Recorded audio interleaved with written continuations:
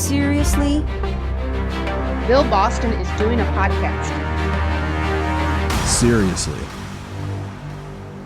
Hello, and welcome to the second and final episode of Serious. No, I'm only kidding. This is not the final episode of Seriously. I know I just made a lot of people's days. Sorry to pull the rug out from under you, but you're going to have to put up with me for a little while longer. I am, of course, Bill Boston. Thanks for tuning in. Appreciate it. I hope that everyone is doing well during these troubling times and that this podcast finds you safe and healthy and in relatively good spirits. I know that during these troubling times, it's easy to lose sight of the fact that we have a God on the throne that's in control of everything, that takes care of us, and it's easy to succumb to a lot of the fear that we're being pressured into feeling these days.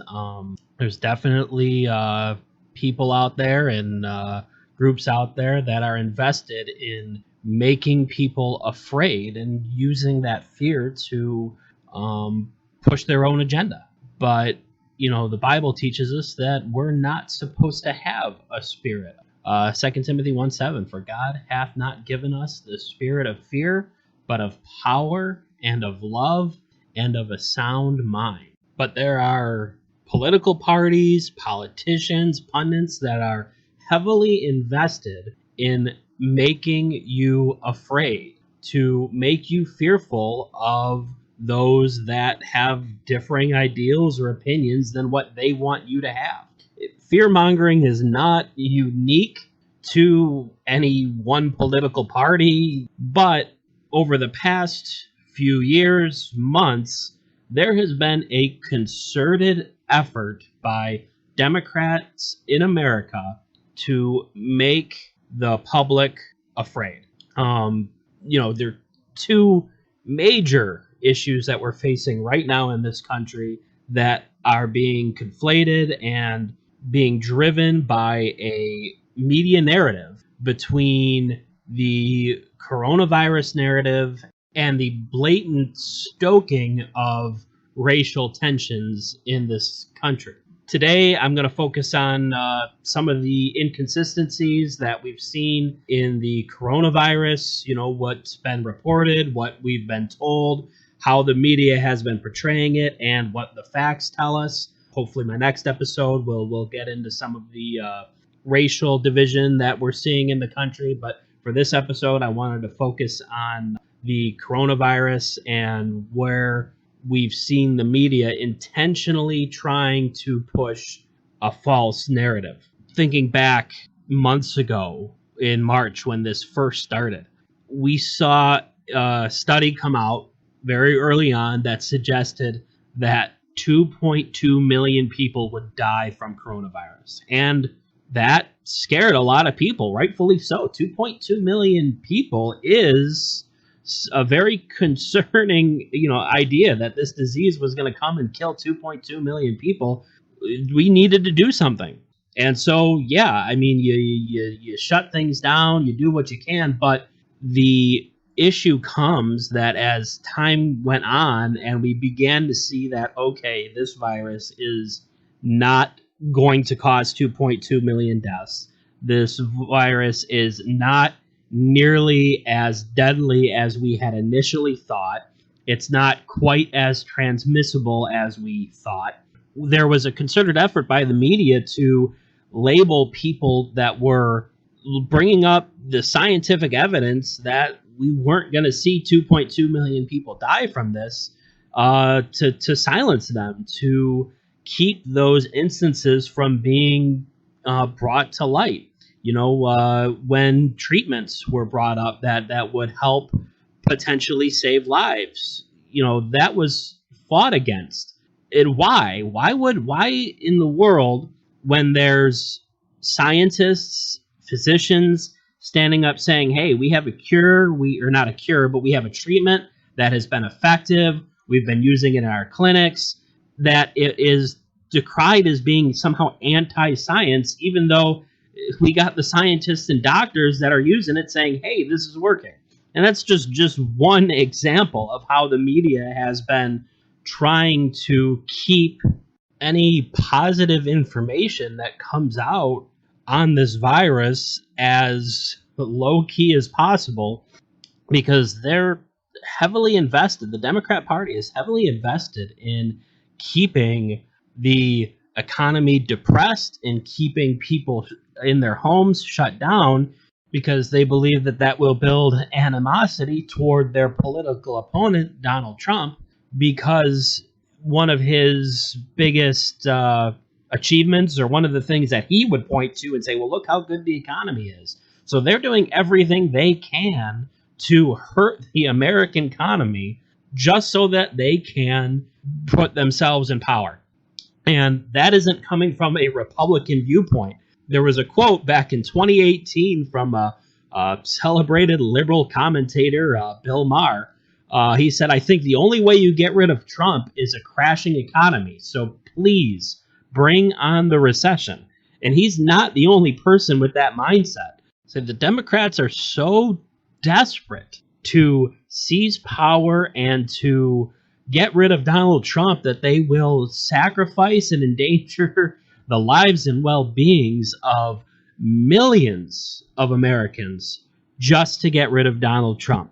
Now, just because I believe the Democrats have been exaggerating this disease and using this disease to their advantage, and playing games with the lives of the American people, that doesn't mean that there isn't a serious issue, that this disease is not a real thing. It is. There are people dying from this disease, but I think it's important that we put it in the true and proper perspective so we can properly deal with it, because the truth does matter. You can't bury your head in the sand and say, well, see, the Democrats are just using this. This isn't a real thing. It is real. We have real numbers of people that have died from coronavirus, but it's important to put it within the perspective of how this disease falls within other causes of death and other issues that Americans face on a regular basis. So where we stand right now with this virus. Right now, there's an estimated 6 million positive tests. 6 million people have supposedly tested positive in the United States. And I say supposedly because a New York Times article came out over the weekend that basically says it's possible that the 6 million positive test number is inflated due to the fact that several states have possibly up to 90% inflation of their positive results. Now, I'm going to post a link to the article so you can go and read it for yourself, because it does get pretty technical and there's a lot of explanation in there as to how that happened, but I'll go ahead and summarize as best I can. Is basically they're saying that the tests that are being conducted are not necessarily properly calibrated, and they are far too sensitive and will issue a positive result when there isn't the correct level of virus in a person's body to determine whether they actually have the virus or not. And basically, to paraphrase a paragraph in the article, in Massachusetts, from 85 to 90% of people who tested positive in July with an improperly calibrated test would be deemed negative if the tests were properly calibrated. So if in some states we're seeing possibly up to 90% inflation of the positive test rate. So it's really hard to say what our actual positive case rate is in America if our tests that we're using are that broad of a margin of error. So that makes it pretty hard to determine where exactly we are as far as total cases. Where we are a little more certain, though, are the number of fatalities from this virus. We know that 180,000 people have died with the virus. And the CDC has some numbers on their site posted now that of those 180,000 people who died with coronavirus, only about 9,000 of those people died solely of coronavirus. 171,000 of the people who died with coronavirus had other conditions. In fact, an average of 2.6 other contributing factors to their death, other serious health conditions. Now, that doesn't mean that these 171,000 people, oh, well, they were going to die anyway, so it doesn't matter that they had coronavirus. That isn't true either. But somewhere in the middle is where that truth would be. Because look, if you have 3 or 4 serious health conditions, you're probably pretty close to death's door as it. So to say that coronavirus was the contributing factor to their death or why they passed would be an inaccurate statement. But if someone died with coronavirus and 1 or 2 minor health things, it is very well that coronavirus was the primary contributing factor. So there's no solid data to show how much of that 171,000 was a direct result of corona or just where corona was a secondary or tertiary contributor, But I would say that it's fair to assume that somewhere in the middle, somewhere around maybe 95,000 deaths would be attributable to corona as the majority cause of why people died. And the sad truth is that after a few weeks into the shutdowns, there were scientists and doctors that were saying that this was going to be the case, that they believed that all we were going to see was, maybe 2 to 3 times that of a normal flu season. But people that said that this was going to be a bad flu, they were told that they were anti-science. They were told that they were, being inconsiderate. But that's where we are right now. I mean, in the last flu season, there were 43,000 deaths. So we're right at about 2.5, 3 times that number with the amount of coronavirus deaths that confirmed coronavirus deaths where coronavirus was the primary factor. So bottom line, if you are under the age of 65 and are relatively healthy, your risks of having any serious complications from coronavirus are very, very low. And I know I've heard the argument that, well, the only reason why the numbers are so low are because we locked down, because we sheltered in place, because we put in mask laws and all these other things. And that would be a very difficult argument to disprove if it weren't for the fact that we had a entire country as a control group to see what happens when there are no mask laws, when there is no shelter in place, when the only thing that's done is to ask those that are elderly and that do have health issues for them to shelter and to issue those guidance. But for the most part, let people do what they want to do, and that's Sweden. We see that as an example of how going about their lives, they've had a very comparable result in their amount of deaths and infection rates as many states in the United States. Many of, when you compare the amount of population to, say, my state of Michigan, they're very similar as far as the demographics of the areas and population densities. And their transmission rates are all right on par with Michigan's, but they didn't have any of the severe lockdown measures that Michigan is. Yet, in fact, they didn't even have, you didn't see that second wave like you saw here in Michigan when things started to go back, because they stayed open. So they got through their first initial wave and they achieved cure herd immunity relatively quickly. So there's not really a whole lot of evidence. There's no concrete proof that you can look at and say that these lockdowns, that all of these measures that we've put in place that have damaged millions of American families have done anything to save lives. Now, that isn't to minimize the healthcare workers and those that have been taking care of those who have gotten sick. That doesn't minimize that at all. It just shows that we had those first 15 days to slow the spread. That made sense. We wanted to make sure that, our hospitals didn't get overwhelmed. But after those first 15 days, yeah, you saw a few hospitals that came close to hitting their capacity, but in no study that I've seen, no chart, hospital capacity chart that I've read, has any hospital even, there are a few that hit 90%, but the vast majority were well below capacity. I have my own personal experience of being at a hospital. It was practically empty. I had nurses complaining to me how half of their friends had been laid off because they didn't have anything to do because of all the restrictions of what hospitals were allowed to do, because they were holding things open for coronavirus patients, and they weren't showing up. They weren't coming.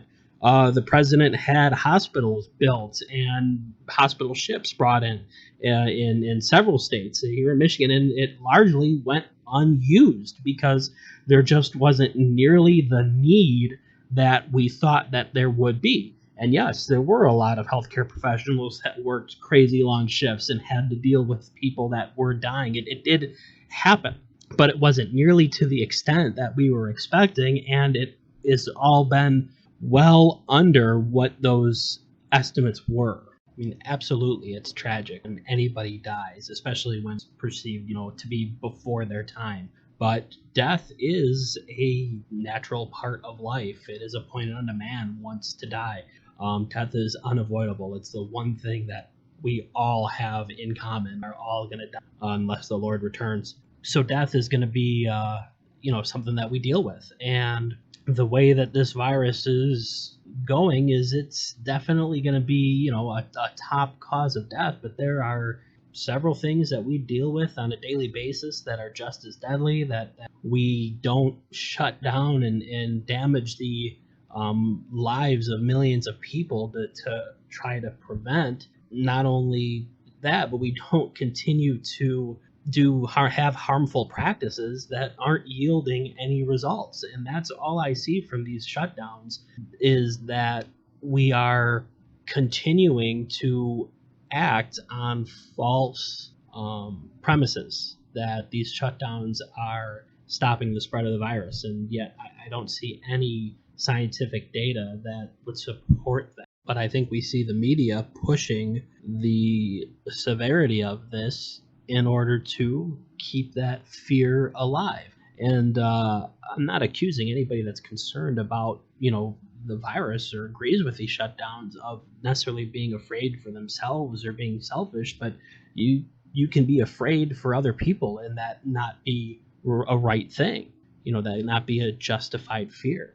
I do believe that, we should do our best to not go out of our way to offend others. So if there are people that feel more comfortably that we wear a mask, I have no problem putting on a mask if I'm asked to make someone feel more comfortable. So yes, when I go into the grocery store, when I go into businesses, I put on my mask. But do I myself feel any safer or feel that I'm really making a difference in people's lives by wearing a mask? Absolutely not. But if it makes someone feel better, then like I said, it's a minor inconvenience for me to not be offensive. And I believe that that's something important as Christians that we are too. Is to there's a time when the Bible talks about the truth being offensive. And I don't believe that we should hold back the truth for the sake of offending others. But I do believe that when it comes to inconsequential matters like wearing a mask, to defer and put on that mask to not offend someone or not to make someone feel uncomfortable is the Christ-like thing to do in that situation. So I do keep a mask handy, and I do put it on, even though I think it's, it isn't doing a whole lot of anything. But that's just my opinion, and you're welcome to disagree with that. And like I said, if we are going to hang out and spend time with each other, and you want me to wear a mask, I'll put a mask on. That's my mindset. And so, just to wrap this up and bring it back around to biblical perspective, why would I go over all the data and go over these different facts, and why is it matter how many deaths there are and what percentage of the population and all those. What does any of that matter? Going back to the verse I read in the beginning, for God hath us a spirit of fear. We're not supposed to have a fearful attitude, but we are supposed to have an attitude, power and love and a sound mind. That power that the Bible is referring to, it's referring to a moral power and an excellence of soul is the biblical definition used in that verse there, where that is. So when we're looking at this, we're supposed to be looking at and having an attitude in our life of seeing things through a lens of not fear, but through morality, love, and a sound mind and study, and to weigh these things out and to weigh out these issues and to study them and to put them in the proper perspective. And that's why I think it's important to review this data, to review the reality of what this virus is doing to our country and what the ramifications are for some of the policies that have been implemented and some of the rhetoric that is going around. It's important to weigh all that and to put it in the proper perspective, because that is a biblical attitude, to weigh things out, to study them out, and to not give in to an emotional response. But we also do need to be considerate of others and speak the truth in love. Thank you, everybody, for tuning in. Don't forget to like, subscribe, share it if you like it, leave a comment. God bless, and have a good day.